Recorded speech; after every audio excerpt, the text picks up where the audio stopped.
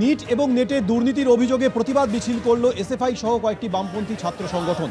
শ্যামবাজার থেকে college street পর্যন্ত আজকের এই প্রতিবাদ মিছিল হয়। কেন্দ্রীয় শিক্ষামন্ত্রী পদত্যাগের দাবিতে মিছিল করল এসএফআই সহ কয়েকটি বামপন্থী ছাত্র সংগঠন।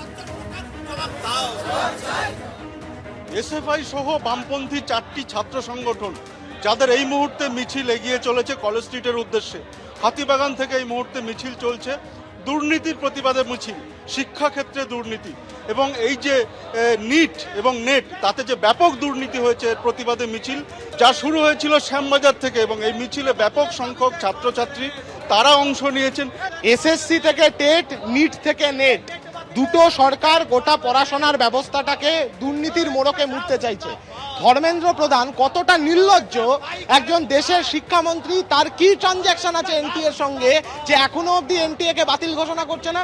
সুকান্ত মজুমদারের কি ট্রানজ্যাকশন আছে এনটিএর সাথে, বা কি ট্রানজ্যাকশন হচ্ছে ধর্মেন্দ্র প্রধানের সাথে যে এখনো পর্যন্ত উনি এই রাজ্যের এত লাখ লাখ ছেলে মেয়ে তাদের ভবিষ্যৎ অনিশ্চয়তার মুখে পড়া সত্ত্বেও একটা শব্দ ব্যয় করছে না? কেন্দ্রীয় শিক্ষামন্ত্রী, কেন্দ্রীয় শিক্ষা প্রতিমন্ত্রীকে তাদের অপদার্থতার জন্য ইমিডিয়েট পদত্যাগ করতে হবে, এনটিএ কে বাতিল ঘোষণা করতে হবে।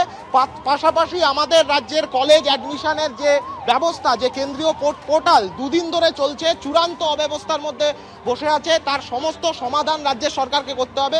ওবিসি ক্যাটাগরির ছেলেমেয়েরা তারা কোন উপায়ে এই কলেজ অ্যাডমিশন প্রক্রিয়ার মধ্যে অংশগ্রহণ করবে তার কোনো গাইডলাইন রাজ্যের সরকার দেয়নি। অবিলম্বে গাইডলাইন ঘোষণা করতে হবে, এই সবটা নিয়ে আজকের এই মিছিল। ক্যামেরায় প্রীতম চক্রবর্তীর সঙ্গে সত্যজিৎ বৈদ্য, এবিপি আনন্দ, কলকাতা। মেডিকেলে ভর্তির নামে প্রতারণার অভিযোগ, কলকাতায় গ্রেফতার। সরকারি মেডিকেল কলেজে ভর্তির নামে প্রতারণার অভিযোগে এই গ্রেফতারি। ভর্তির নামে প্রায় 17 লক্ষ টাকা নিয়ে ভুয়ো নথি দেওয়ার অভিযোগ। শেক্সপিয়ার সরণি থানায় অভিযোগ দায়ের, গ্রেফতার সৌরিশ ঘোষ। আবির দত্ত আমাদের প্রতিনিধি, আরো বিস্তারিত বলবেন এই নিয়ে। আবির, এইটা আমাদের জানাও, এই যে ধৃত সৌরিশ ঘোষ ঠিক কি ভূমিকা রয়েছে, তার কি অভিযোগ তার বিরুদ্ধে? তারপর শেক্সপিয়ার সরণি থানাতে এক ব্যক্তি অভিযোগ করেন এবং তার যেটা অভিযোগ যে তার মেয়েকে তিনি ডাক্তারি পড়াতে চান এবং সেই মর্মে তিনি একটি সংস্থার দ্বারস্থ তিনি হয়েছিলেন এবং সেই সংস্থা হচ্ছে বিবেক একাডেমি অফ কেরিয়ার টপার্স এবং সেই সংস্থার যিনি প্রধান তার নামই সৌরিশ ঘোষ। এবং সেই ব্যক্তি টাকা দিতে বলেন এবং প্রায় 17 লক্ষ টাকা দেন ওই অভিযোগকারী। এবং সেই টাকা দেওয়ার পরে তাকে যেটা বলা হয় যে এই টাকাটা দিলেই পশ্চিমবঙ্গে যে কোনো সরকারি মেডিকেল কলেজে চান্স পাইয়ে দেওয়া হবে।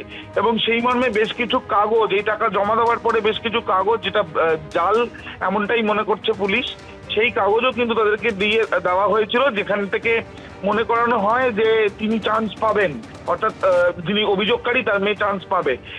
এরপরে যখন সেটি না হয় তখনই তিনি লিখিতভাবে অভিযোগ করেন এবং অভিযোগের ভিত্তিতে ইতিমধ্যে পুলিশ ওই ব্যক্তি সৌরিশ ঘোষকে গ্রেপ্তার করেছে এবং তার সঙ্গে আরো বেশ কয়েকজন রয়েছেন যারা এই চক্রের সঙ্গে জড়িত মনে করছে পুলিশ, তাদেরও খোঁজ করা হচ্ছে এমনটাই জানা যাচ্ছে। ধৃতকে আজকে আদালতে পেশ করা হয়েছিল, 5 তারিখ পর্যন্ত তাকে হেফাজতের নির্দেশ দিয়েছে আদালত। ধন্যবাদ আবির।